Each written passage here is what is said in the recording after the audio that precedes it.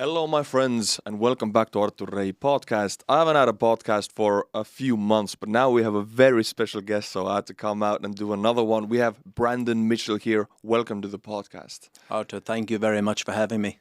So, can you tell me and the viewers who are you and what do you do? Who am I?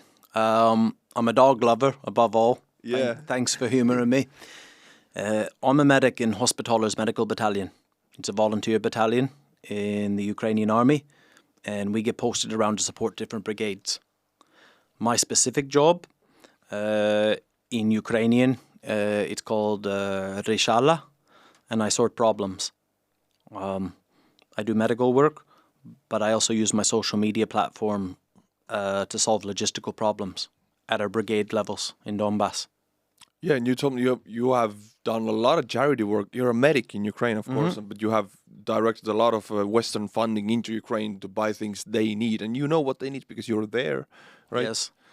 The biggest one for me from serving with Persha Tankova, the 1st Armoured Brigade, my second rotation, was diesel generators for medical stabilization. Just very briefly, if you'll entertain me out, we were running a stabilization that had a 3.5 kilowatt antique generator, and we were so limited, like the lights flickering, having to use head torches, the anesthesiologists, surgeons, and I got the idea for a diesel generator. That was the first diesel generator, and it's turned into, just diesel alone, it's turned into over 100 now. 100 generators. Diesel specifically, yes. That all goes to medical. Mostly medical. I was scared that my followers might drop off if I started supporting the ultimate solution. But I've supported a lot of combat units as well. All right, and I understand you were at Soledad when it fell. Yes. Can you open up that situation? Well, yeah. Firstly, my compliments to you. I think it was in mid-January you were reporting on the fall of Soledad. I left, my last day was the 13th of January. I was specifically asked, because I have freedom of movement, which is a privilege and a curse. I was asked by my friend Ignat to go look for 2 missing British humanitarian volunteers. And in West Soledar, what happened, they went missing on the 6th. My friend Dimitri and I went on the 7th. And as West Soledar, the perimeter, for perhaps a good few weeks, the Russians were held at one road, Dachnia, on the east side of West Soledar. They pulled a pivot movement overnight and took the whole north side. We made it to the last command post within the perimeter with the drone operators and commander. It was not possible to search for them, and it was not possible to remove any civilians. Within one night, they pulled a pivot and had the north side, and then the mortars miraculously became much more accurate. Because a lot of your viewers are familiar with the maps, as you are.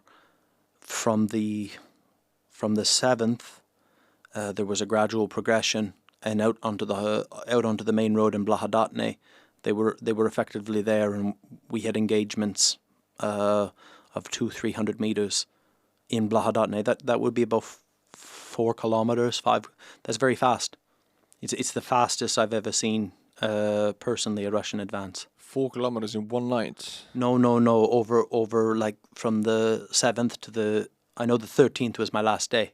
But by the time they took the pivot on the north, within 2 days, we were out of Soledar proper. All the army that I know of, and if anybody was left, they were cut off.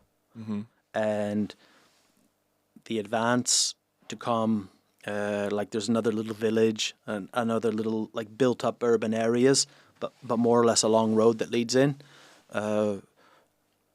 It just seemed like every day the map was changing, but changing 500 meters, changing a kilometer. At one point, we met a reconnaissance guy on the last point that we had before Blahadatne, and he'd lost his unit the night before, but he'd met other guys from other units who were in similar situation. He thought they were dead, right? He thought his unit was either dead or that they'd pulled. He knew their objective was to pull out, but he was alone. Yeah. I don't know how large his unit was or his size. We're talking platoon level. He was lost, and we got him back to his guys. He was never so happy. But you mentioned the artillery suddenly got much more accurate. Before you talked, you had some connections. Why did they suddenly get more accurate? I don't completely understand everything about electronic warfare, and I don't pretend to. But when they had the 2 points on the high ground, because West Soledad, from the salt mine up, it goes up, it's quite a steep incline. Mm-hmm. So effectively, when they had the north side of that perimeter, they had the highest ground. So we were surrounded by 2, if you really want to, not really 3 sides, but okay, we'll say 2.5 sides we were surrounded. From my understanding, there's limitations with the drone. Some have return home feature. Sometimes, depending how good your electronic jamming is, that's disabled and you lose your drone completely. But they just had more areas of approach.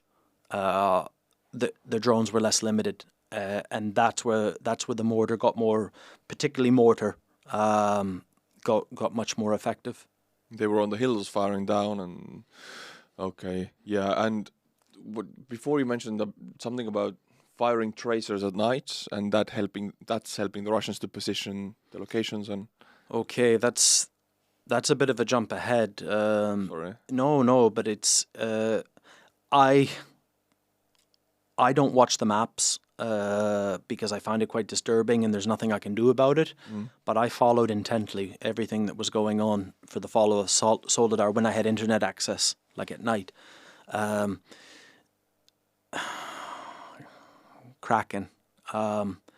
Unit, yeah. In Pereskoivka. Although I wasn't there, one of my friends was, because I left on the 13th. They were running drone teams in Blahadatne on the edge of it up until the 18th. Okay. From that point on, it's a very steep hill that goes up to the highway, Sloviansk, Bakhmut. In those hills, that's where they were running the drones out of. They were effectively pushed all the way out the highway, Pereskoivka to where Krasnohora is. They were essentially holding the line, holding the pocket. That was that specific unit's task. A Kraken team came into Pereskoivka, and they had their own specific missions that we don't know about, but they were specifically firing with tracers. And I've only ever done this as a kid on a range in the army, and it's really cool to play Star Wars. Yeah. And for all the credit, I know they destroyed many Russian positions, but I identified all the Ukrainian ones. The days after that followed, again, the Russian fire was very accurate on Ukrainian positions as a result specifically of those tracers. And then the Kraken was gone, right? They left and they were gone. I don't understand the whole unit's. Nobody's calling me up telling me what Kraken's doing. Yeah. But they have a lot of times they have time sensitive missions, in and out. In and out, fire tracers, and now Russians have much more accurate positions to shoot the artillery to. So I guess those who are left behind to defend these positions have a very hard time after that. But this is the principle of the whole war. One of the biggest problems is with drone warfare. There's no absolute advantage for Russian or Ukrainian. They know that we know that they know that everybody knows where everyone is.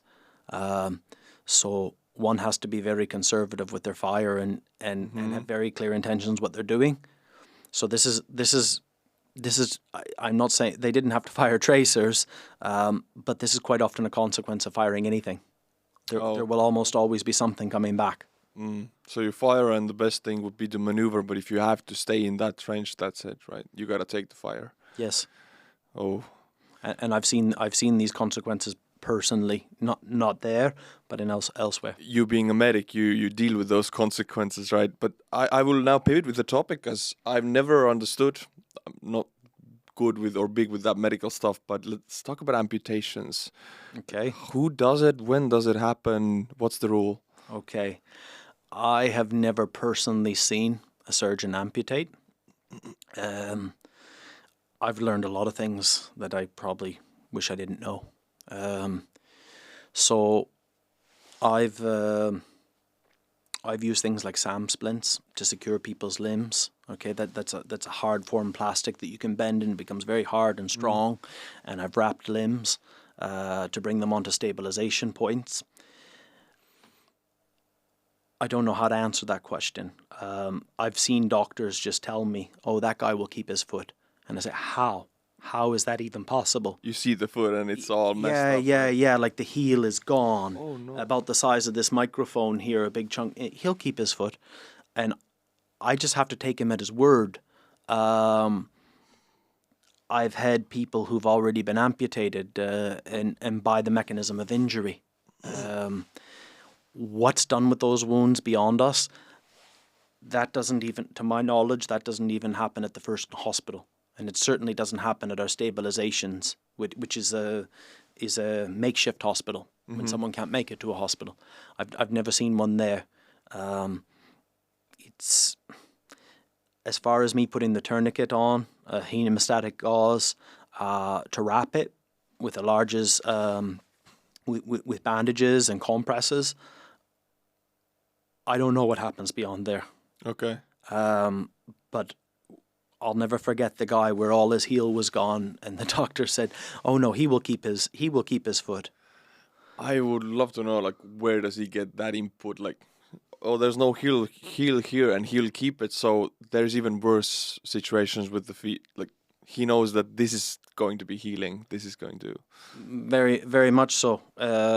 Whereas I've seen quite often the exit wound is larger. I've seen a guy, and I was surprised it was actually mortar fire, because it worked like a 5.45 round. It came into his shoulder, but it blew out of his forearm. Like that? Yeah. It came in through the top and out here. I only met him after the fact, like months later, but he was back serving again. And Arm was okay. Yeah, he was a British boy in the Legion, and he was actually sent to Poland for surgery. Unbelievable what a human being can recover from. But before amputations, there's of course tourniquets, right? And you mentioned a little bit before that I actually saw on your Instagram that you talked about a cheap Chinese-made tourniquet or a Chinese copy of a tourniquet, and I've had this issue. So can you open that up? Yeah, this is a big issue, and it's becoming a big issue again as the new mobilization has happened. Oh yeah. All the equipment is old again, like last March. So when you'll open up a new IFAC, you'll see inside it'll be covered in a plastic. Some of them are good, so I never want to throw one out. It could be used for training, but definitely not for the end user. Can you tell which one is good just by touching it, seeing it? Well, the first thing to identify will be the plastic band where the fabrics actually connect to each other, and it will be very soft. It'll be very bendy. You can feel it. The hooks like almost like a Pepsi can. How you're going to bend the tab, like it's going to give. And then the biggest problem from there, the plastic is very rigid or could snap. And then the turnstile, where you turn the tourniquet. Once you've applied the Velcro is tight, there's another band in there, a fabric band you can bend. Those snap. Not always.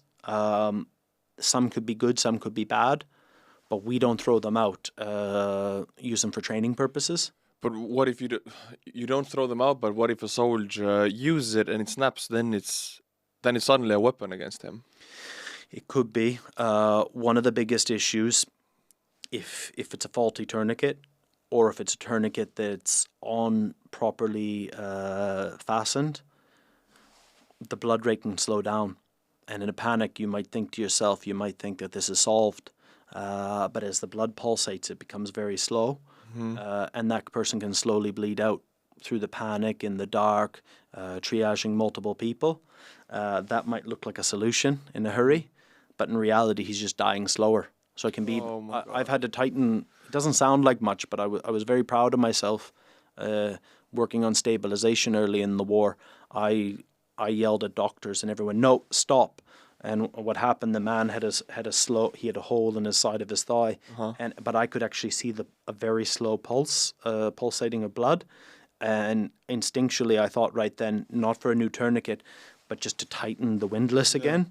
And then I identified the blood stop. I said, no, you can carry on with him. Probably saved his life with that. Maybe I did, maybe I didn't. But for me to, like, medicine doesn't have a rank. Stop, and... Yeah. Oh, yeah. Guys, how did they take it? How did the medical staff take it? Pretty well. I was surprised. Okay. I was working like a corpseman at the time, but to say to surgeons and doctors and yell at them to get my point across. Yeah. But it all comes down to a price, because I've seen charities in Estonia also, they are proud of the fact that they can get a lot of tourniquets present. But again, a good tourniquet costs quite a lot.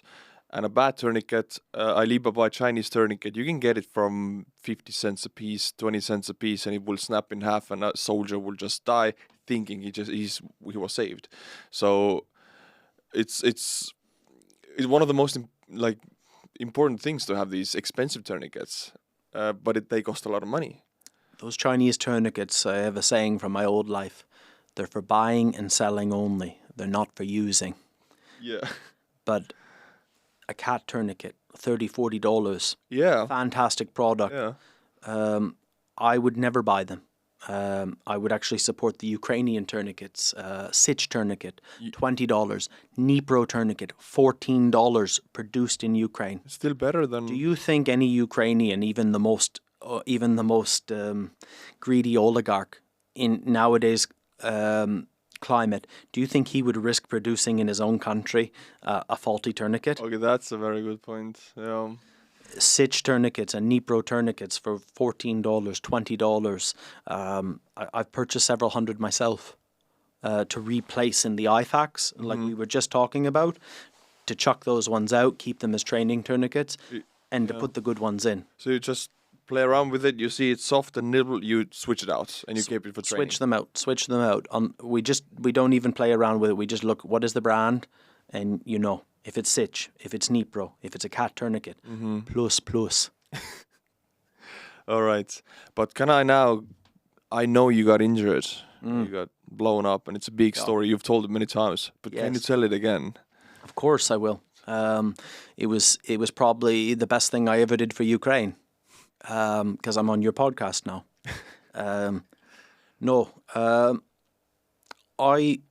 Hospitallers is a medical battalion. It's a volunteer medical battalion. And I was working on the Zaporizhia line for 3 months in medical for 1st Armour Brigade, and I loved it. But I also have the choice of freedom to go elsewhere. Okay, and I went to Donbass in July. I felt very guilty because the Zaporizhia line had calmed down, which is a good thing for a medic. But when Severodonetsk and Lysychansk was happening everywhere, what am I doing here? I'm a foreigner. I need to be where I am.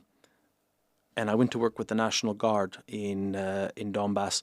But just after Lysychansk, everything calmed down. For about 2-3 weeks, it was the most peaceful. I'd missed the war. You had the feeling, Yeah, and I felt guilty. And all these guys had come out to Kramatorsk, Sloviansk, pulled out, and they were tired, like dead tired. A volunteer, my friend Dimitri, become one of my best friends. He's a volunteer with the National Guard. We have army volunteers in Ukraine, as you know, many of them. And he said to me, he says, do you want to go do some sketchy shit? Famous last words, I'm sorry. Yeah. And I had nothing to do. I said, what are we doing? We're going to do a civilian evacuation. Okay, what is that? We're going to go get some people like right near the Russian lines, and it's going to be great. And I was like, okay. Yeah, so I started doing that work for a few weeks. And then at one point, we went to Soledad with my friend Philip, and we're going to go to Soledad at night. And everybody, the rumors I heard, oh, you can't go to Soledad, it's lost. I was really scared, but we went to Soledad and we got 7 people out one night in the dark, a a crying baby. Scaredest I've ever been in my life, Artur. Driving in blackout driving, very slow on a foggy night with a crying baby. Not a shot fired the whole night, but you imagine the responsibility, a baby. Over the next 5, 6, 7 days in my Pajero, Philip and I would get about 50 people a day out of Soledad willing to leave the town. Just making the runs back. Making the runs. There was a church group with a sprinter in Blahadatne. We'd ferry them to it. And then there came a point my luck ran out. With the civilian evacuations, there's different ways to go about it. There's the NATO way and the safe way, but you'll never get as many people. Or you can do it the Ukrainian way, 500 meters at a time. Talk to the soldiers, listen. And it's very counterintuitive. We would do the easy work first. And then the later in the day, we would go further and further east.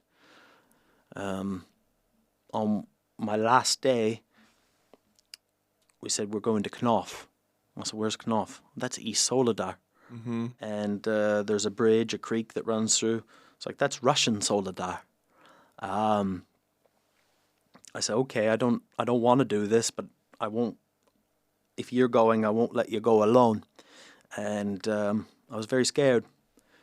From the last Ukrainian positions, there's a quarry that goes in the east end. So Soledad is like a salt mining town, so it looks like a mining area, big mounds of dirt everywhere, but there's no tree line anymore. Down to a little bridge, the creek line, which is essentially the dead ground for a machine gun. The Ukrainian side's dangerous, the bridge is dead ground, and then when you're coming up the hill on the Russian side, you're essentially a bit safer. But they know you're there. So that's when the mortars come. We got 9 people out of East Soledad, and 4 of them were children. But it was getting towards night, and there's also mines, anti-tank mines on the bridge, and you have to perform an S pattern to get out. With the vehicle, of course. Yeah, with the vehicle. Also, the Russians have a capability through aviation and through artillery to drop anti-personnel mines, spider mines, leaf mines. The anti-tank mines are Ukrainian. The smaller mines are not. We had to follow tracks from whatever poor bastard made them for us, tire tracks. We got a family out, but it's getting close to dark, and they want to do one more run. And when we do this one more run, I don't want to do it, but I'll do it. But we can't be driving in Soledad in the dark. On the way back in, all the way east, and to get to that bridge to cross over, and the open ground, where it gets really dusty, there's no pavement anymore. We went with 2 vehicles, but I didn't follow my own rules. We didn't keep vehicle spacing, and from the tree line, I made the corner to come around where it becomes open, and essentially the pavement ends, and the dust got into my eyes, and I couldn't see the tracks anymore. My truck blew up. A big hot yellow flame, every piece of glass and instrument smashed. I had 2 AP mines. Whoa.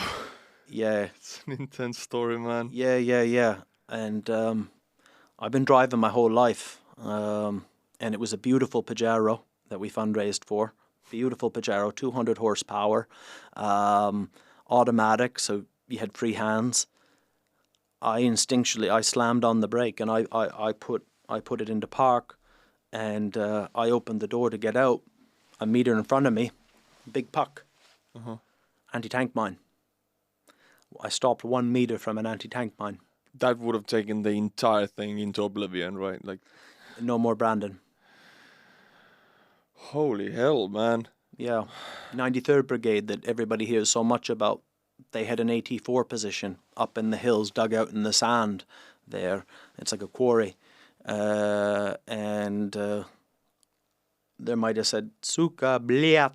And some of those boys came down from there. That was the last position that I knew of. We didn't know they were there all day. The most western one of the Ukraine. Most east, from the dead ground, before the dead ground. I mean, that's all on fire line. those boys came down from there and they hauled me up into their position, and I grabbed my med pack and I grabbed my smokes. My helmet blew. I didn't strap my helmet. My helmet blew right off my head in the explosion. Yeah, they took me up into a hill and they eventually got me out to a house, and there would be no evacuation that night. But I guess my friend Dimitri, he wasn't having that. He drove around looking for me in the black with his little Jimmy Suzuki. Somehow, some hours later, they got me out. I was like a drunken, rambling mess. From Kramatorsk Hospital to Dnipro to Kiev. I spent a month in hospital. Mm-hmm. And now you've recovered physically, fully. Mm-hmm. Apparently I had brain damage. It's like going from an iPhone 12. I'm running on an iPhone 8 now. I can do everything, but it is slower, I'll be honest. You feel it? In my head, cognitively, things are slower. Uh-huh. I say it's clear. You seem clear. I hope so. I have less tolerance for stupid people. Could be a good thing. Maybe. That like, it's very intense listening to you. I mean, usually I don't have these intense stories on my podcast. I'm blown away a little bit by this. No, it's wow. Yeah. And you lost the Pajero, of course, which is a minor loss. I do miss that truck. But thank God I got it on film.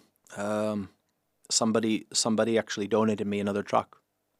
And I was in hospital in Kiev at the time, and that truck was waiting for me in Krakow. Very grateful for that. What was your injury? Did splinters go through anything, or? It's quite nasty, really. Yeah. The hemostats, the long clamps. I remember in Kramatorsk in the hospital that night. I don't know how far he went into my head, but an actual object, probably glass, had punctured my tympanic membrane, my eardrum, and it went lodged in. But he managed to pull it out that night. From the ear? Yeah, from beyond the eardrum. How the hell? Yeah. Did you hear from this ear? Limited. Through Kiev, they've got a lot of things in Kiev in the main hospital. Through caudal steroids, so that hole was but it never completely sealed. But the fact that it sealed a little bit and you can hear it's already a miracle, I think. Yeah. I had what was called blast lung for a while. So some of the capillaries bled. I cough up blood. Over the run of a month, I don't think I started to notice. I started feeling better cognitively probably by November, December. Started feeling much better. Did you want to go back? Yeah. I wanted to go back. There's something about when I was in hospital in Dnipro, there was people that didn't even know me that were coming to visit me. Or there was people from Instagram, Ukrainians, that they were sending, well, I have family in Dnipro, and can this one come and bring you borscht? I'm quite popular amongst the babushkas. I don't know how to feel about that. I guess it's always a good thing, man. Yeah. But a lot of things changed with Ukrainians, with my friends in the army, in my own battalion. A lot of I don't know how else to say it. My stock really went up. Like a lot of people, I got a lot more trust, a lot more privilege. My battalion commander asked me what I wanted. I thought I was in trouble because I did something stupid and got blown up in a minefield, and I see her a month later in Kiev coming out of hospital. But it was very important to her. What do you want to do from this point on? Like, do you want to stay with us? Yes. What do you want to do? Very grateful to hospitalers, to Jana Zenkovic for the medical care I received. I'm glad they patched you up, and I'm glad you're with us, honestly. This was thank you for this story, and I think the viewer also agrees with this. But where did you get shipped after that, or where did you choose to go then when they asked? Well, this is this is the great privilege that I have, and I don't take it for granted. When my commander said, "What do you want to do after this?" Because I essentially ran off to Donbass kind of like a little bit rogue, and like I was supposed to work with a National Guard unit in support, but then Dmitry said, "Do you want to do some sketchy shit?" I said to her, I would like to go back to Donbass, and I would like to work as how a Donbass volunteer does. And so many people don't understand this about the war. Donbass has been going on for a long time. 10 years almost. Yep. And they have a rich culture and history of volunteers who might have a car or a van, and they don't want to be part of an organization, but they volunteer with brigades and certain friends, and they all have skills. Dmitry was Nova Post Spetsnaz. So Nova Post is our postal service, as you're aware of, and they deliver 20, 30 kilometers to the line. He would literally pick up packages for anybody that was needed, and he would bring them to second line. That's a very specific aiding operation. I don't think I've ever seen somebody advertising that or He doesn't advertise it. It's just through, it's like Ukraine's one big village. He was helping one guy and they said, maybe you can help this guy. He would do his IT work at night on his American salary, give that all to the army, you know, and I'd have to remind him, Dmitry, why don't you save some and eat better? Like, you know, but he's an IT nerd. You know what their diets are like. But during the day, he would do 4 or 5 runs, Yampol, where as the territories got taken. So I was inspired by that. I said, as a hospitaller, if we're there to support Army Medical, well, why can't I support stabilizations? Because I was hoping to raise money. I bought 1 diesel generator. I hoped to buy 10 for winter. Mm-hmm. But me getting blown up, the money started rolling in. Also, part thanks to you blowing up, right? Yeah. Can't say it like that, but a positive came out of it. Yeah. So I said, okay, can I go back? And I want to keep doing the civilian work because you can travel around a long area. Generally, I don't know, 5 to 1 kilometer from the Russians, maybe 500 meters at the very closest. Oh. But I was learning where all the stabilization points were. As we liberated more territory, I remember when Izium happened, I wasn't there, but I was there for the liberation of Le Mans, driving troops in and out before and when that happened. But I was learning where all the stabilizations were by following the casualties back. And then I was hoping to get 10 diesel generators for Christmas. By October, I had 20. But I knew where the stabilizations were. That's where they need them. That's where they needed them. And I did that for our battalion. That was my job. And then I learned a lot of other things they needed to try to not bleed our own resources, but get foreigners to give me ketamine, morphine, antibiotics. And I've raised a lot of money. I have not spent 2,000 euros of the own money I've raised on medical supplies. It's all come from European organizations who've given me this and that. That's the important thing. I haven't really talked about it much also, but in the West, you being from the West, you understand how important it is to, lack of a better term, sell the situation, like to sell it to people who have money, and in that way they can help, and you can direct that help and that aid towards Ukraine. And you have a very, you know, I watch your Instagram, you really know what you're doing on that field, because some Ukrainian units, they don't have social media, they don't have an image or a reputation, and people don't know how to support them, they don't even know they exist. This is a big problem. I'm very glad you bring this up. So, the biggest issue I've ever encountered with this was in February. I was contacted by a Canadian organization that wanted to donate $100,000 worth of life support equipment, and they wanted it to go to a hospital near Bakhmut. That was what we were specifically told. The Western Bakhmut Hospital? A hospital near Bakhmut. They didn't specify where. What they were talking about, to not get into specifics, you would have to go to Konstantinivka or somewhere further back. Okay, who knows, Pokrovsk. But it had to go to a hospital near Bakhmut, and that was their conditions. And I said to them, would it not be better to ask us where it's needed? Yeah. Do people not die in Lemonsky region? Do people not die in Zaporizhia Oblast? and they seemed quite upset with this, and I never heard from them again. I can see this conversation happening because all the media talks about Bakhmut. Everybody knows Bakhmut. Okay, we're gonna send everything there, but it's happening all over the place. This is human nature, and the more views on social media, and 93rd Brigade is a fantastic brigade. I merely mentioned them in one of my videos on my way to 28th Brigade. Oh, I dropped off a generator with 93 Brigade today. 2 seconds in the video, 7 people comment, and I don't have a big channel like you. Oh, 93rd Brigade's awesome. They are awesome. They are awesome, but they have great social media. And there's people who have no social media who are dying and killing every day.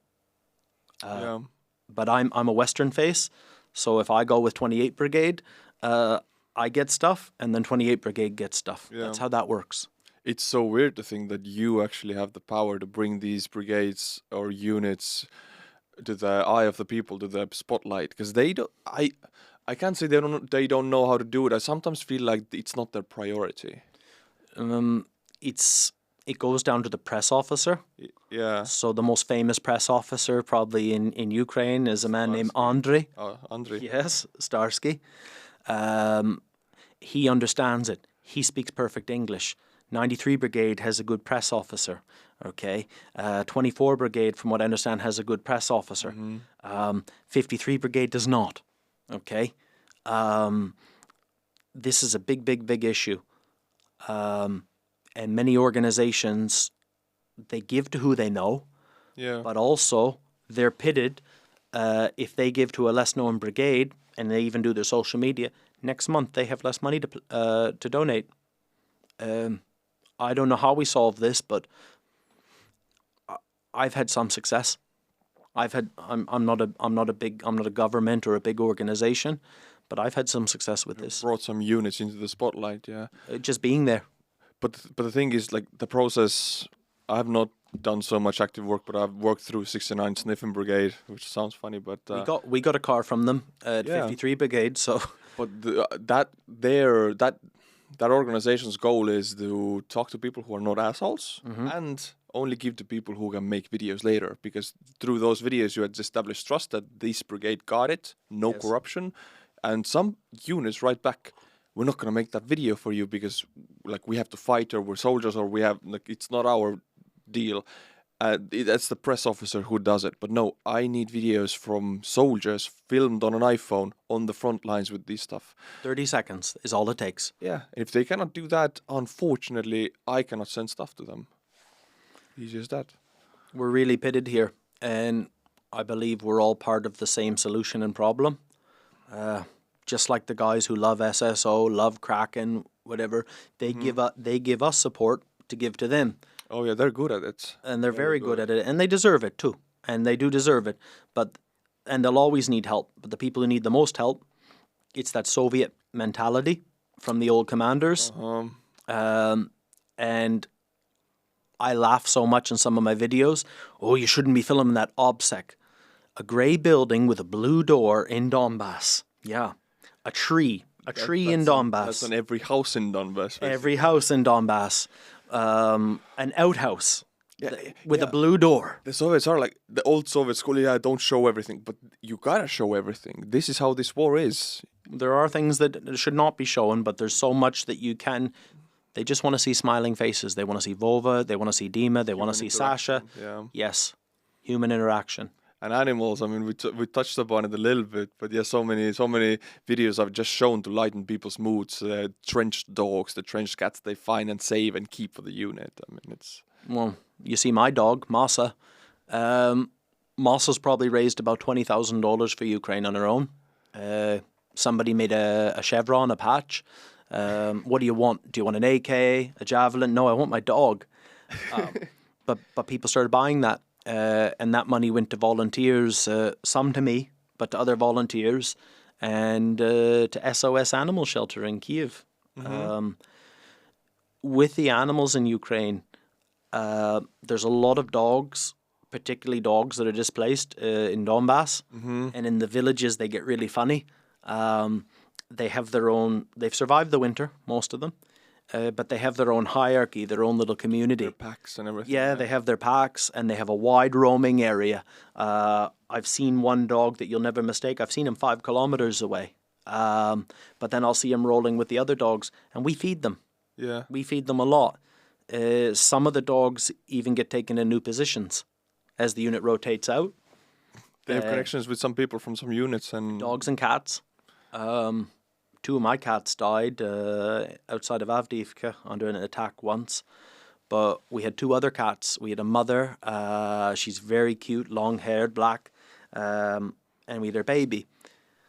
The mother, we hide the generators inside like garages anywhere we can. Big issue with Orlons and things at night. Oh, yeah. But she got asphyxiated with the diesel fumes.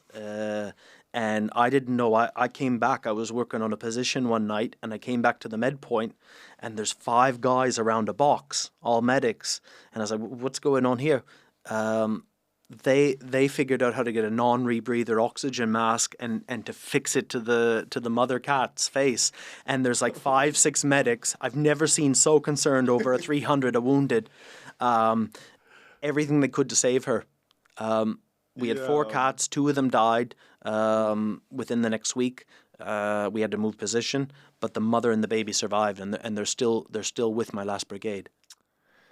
And they'll get rotated out too. If the unit goes to Dnipro or somewhere, those cats They are coming. better. Yeah. Yeah.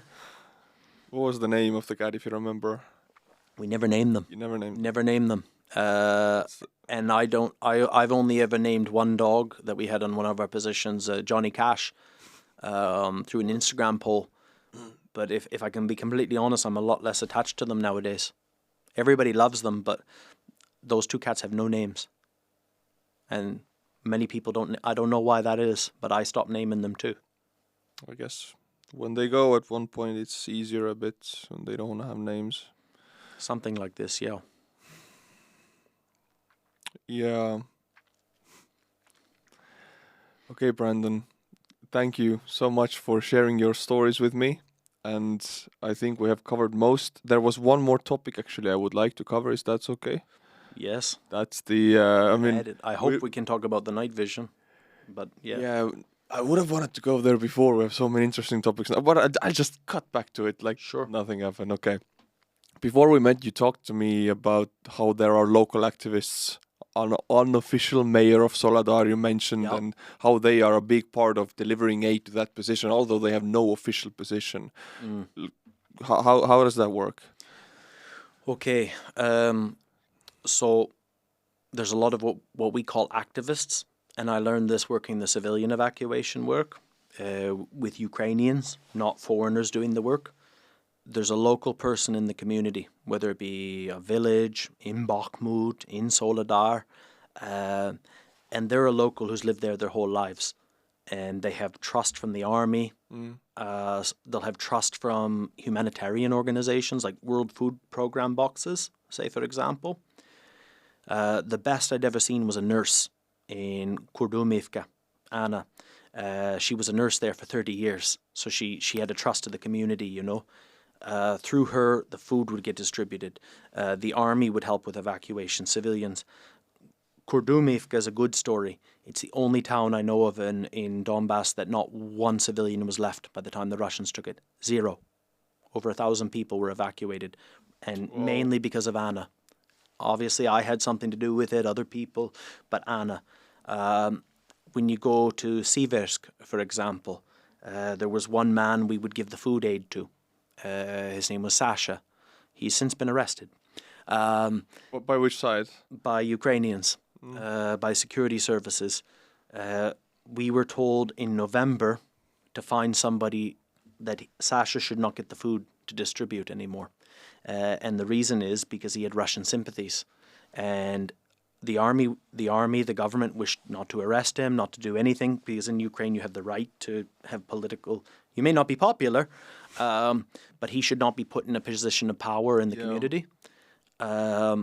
Later on in January, it was found out that his sympathies went further. He was actually collaborating with giving away positions for mortar and artillery. But that wasn't determined when we dealt with him. It was just said, give the food out through someone else. And he did that part. Yep. Well, And he did that too, and then he was arrested. So through these people, they have relationships with the army. They have relationships with any good NGO or any foreigner bringing in aid would be well advised to do it through one of these people. They will ensure that the food gets given out amicably. They'll know about the healthcare situation of people in the community. In Soledad, we had Oleg, and Oleg was, for lack of a better term, I say it affectionately, he was a bit of a gopnik. His mother owned the local magazine, the shop on the corner, but he would help with civilian aid. He would help with the army, telling them who was who in the community. And a lot of the World Food Program boxes would go to his house and go from there. This person has, this person doesn't need. And also, it was a point of contact for Starlink that could be used for the army, for humanitarian. Yeah. Oleg didn't want to, his mother didn't want to leave. She refused to evacuate, so Oleg stayed with her. And these people, they don't have any official positions. They're just trusted people who do the job. Trusted people with the army, within the Bakhmut military district. What it's called is civil administratie, civil military coordinator, and essentially they're a mayor, but a military mayor. Oleg was not the mayor, but he was the last one in Soledad, so he got the job. But all these communities that you see, Chasiv Yar was a big hub for them before Chasiv Yar is what it is now. There would be mayors to Bakhmut, mayor to Siversk, Mayorsk. They're even still the mayor nominally for Russian-held areas. We couldn't help there, but they were very aware of the civilian situation. A lot of the best NGOs and stuff would coordinate through them. Yeah, if you would go there just with a aid operation and you would just give the aid to anybody, they know the local population. They know the Russian sympathizers even in the local population. They know everything, right? I won't give a diesel generator to a civilian because they're too precious. We give them benzene, gasoline generators. Yeah. And through the civil military coordinator, he wanted 6 for Siversk. There was supposedly 2,000 civilians still left there. 6 is not a lot, but they would go to a certain house, a certain basement, and he would know where they were, and they were not the civilians. So if anybody didn't want to share and someone complained, he would go there. Okay, you can't have it now. Now it's moving here. So they had those little wood stoves, you remember in the winter, that were really popular? He would know what house they're in, and because they didn't own it, they had to share with the other people in the community, or he would take it and put it somewhere else.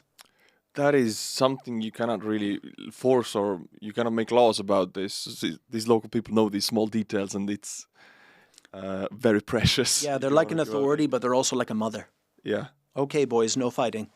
Exactly, yeah. Yeah, and that was a big advantage to work with those. And the army worked with them, and any civilian organization that was doing good work worked with them. That's very interesting because, me being in Estonia, all the information I get is in frontline video, stuff like that. This info doesn't get to me because their influence doesn't get to me. It's very interesting to hear how the hierarchies work on the front lines. Yeah, it's basically everything that happens within what I call within mortar range. Yeah. Yeah. Not artillery, but within mortar range. And you have to have local knowledge. But when we met before, you said one cool sentence that I really like, and people have described it like that having night vision and thermal vision is like GTA on cheat codes. GTA on cheat mode. I was very happy to see your video on the night vision initiative. I have fundraised now. I'm trying to do it on a bigger scale with monoculars. So I bought PSV 14 night vision binoculars, not the binos, because I'm thinking of war of economy. And I bought thermal scopes. Now, I have never used the thermal scope personally, but what I can speak of experience, thermal's for doing the job, but night vision's for getting to the job.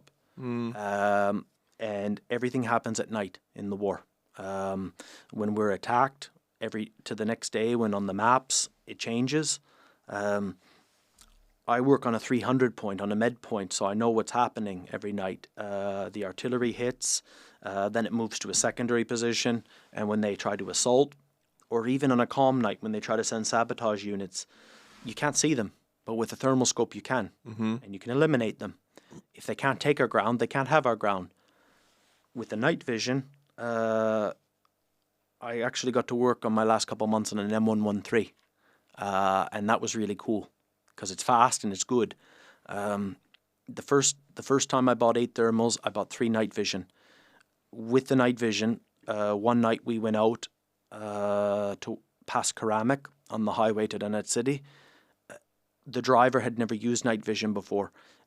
He thought it was fantastic. He could see everything. We got 3 guys out. Our 50 cal gunner engaged 3 Russians. So those were €2,500 monoculars, not the best. But that was €5,000 for 2, a driver and a gunner. We saved 3 Ukrainians. We killed 3 Russians. We were up 6 on the first night. That's an excellent return on investment, wouldn't you say?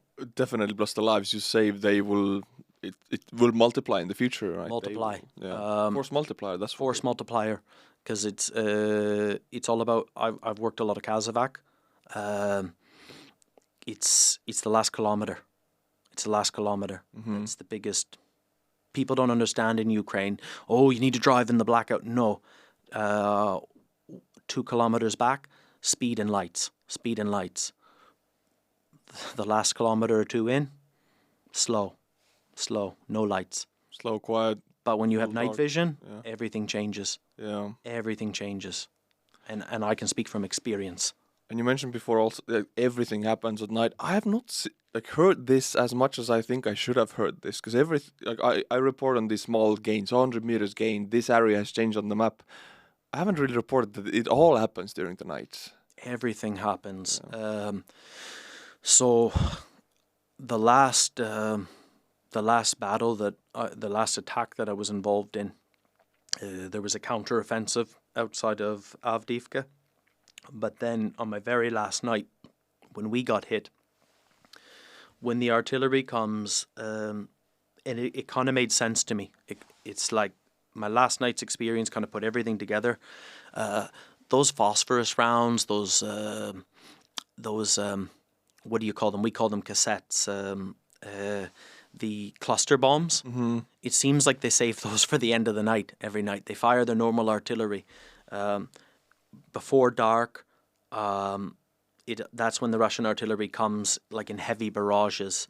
And we'll be waiting on the 300 point. Ambulances will rotate in and out to meet like the M113 or the BMP or BTR. Who brings you the casualties? Yeah. To bring them to a soft vehicle, because we have more armoured assets now thanks to the donations of the M113s. That artillery will hit, and then it will stop. And then it'll move to the secondary positions. And that's when their attacks come forward, more often than not. And one of my best friends is actually a rota commander, a company commander. He said to me, since Kherson in Donbass, the only time they're losing ground, that he's had to give up positions, is when they run out of ammo. Okay, because they can't get the ammo forward, so the guys retreat out of the trenches because they have no ammo. But with thermals, they're more accurate with their fire, and they're actually hitting what they're shooting at. You don't have to waste ammo then. They're not wasting ammo. So it's a big thing. If they have fire support, we've had to alter our evacuation routes. Like, this is real simple stuff for us. It's not big scale. Like, you're dealing with the whole map. 3 BMPs, 3 Russian BMPs reported in a village. We have to change our whole route, our Kazovac route, because like just they're for soft vehicles. I mean, Avdiivka's like a wine glass, like how the pocket is, and to travel outside of that north and to go west, well, we don't know their capabilities. We all know this is the biggest problem in Ukraine. We know rumors, but nobody's telling us what's true. Everyone says a French optic, if they're still existing on a T-72, can hit accurately 4 kilometers. We don't know if they have it or not. So if we have a confirmed report of BMPs or T-72, now we have to take a longer route around those roads, or we can't go through a certain village anymore. maybe it sounds simple to the people watching from further, but it's night vision, thermals. It's all about assets in the area, and we have to assume when we hear about one that they have that French optic, say, for example. You kind of go with, maybe they don't. Let's go in, right? They have that. Some people do. Those are the coolest Ukrainians. They normal, no. But sometimes it's not. And that's, I mean, it all comes. You got blown up also by taking a chance. Taking a chance. Yeah. One time is enough, right? Yeah, but I will say about that, if we didn't take the chances, we never would have got as many people as we did. So I don't. There's no one truth then. Who's to say what's right? Yeah. Do it the NATO way, like the guys who never left Blahadatne. Oh, that's a this, that's a this, that's a that. Yeah, I'm glad you know that's a 152 and an 80. But do you want to do it? Nobody ever told a Ukrainian when this war started what they couldn't do. Everybody told them, yeah, exactly. They have done much more than I would have ever. Honestly, I was on their side and I'm blown out of my mind what they can accomplish by not following the standards we have here in the West, honestly. Because if they had followed, I think they would have lost more by now. So yeah, it's not that one right standard. And I'm very curious reading the comments about this, because I know a lot of internet warriors have a very strong idea what's the right way to act in a situation. Some of those internet warriors actually know what they're talking about. It's a minority, but some of them do. And I've learned from some of their comments too. But, you know, we have to be very careful with this. But I can tell you now, regardless whether a man's received 3 to 6 months training or 2 weeks training, there's no proof who's been more effective holding a trench. Yeah, you cannot prove it. And that's a fact. Yeah. Brandon, thank you so much for coming to the podcast. Insane stories you have shared. So thank you for opening up to me and the viewers. I'm very grateful to you, Artur. You've your videos, the ones that I have watched, and for the areas that I know, they're quite scary how accurate they are. And I don't just say that for the sake of it. Thank you.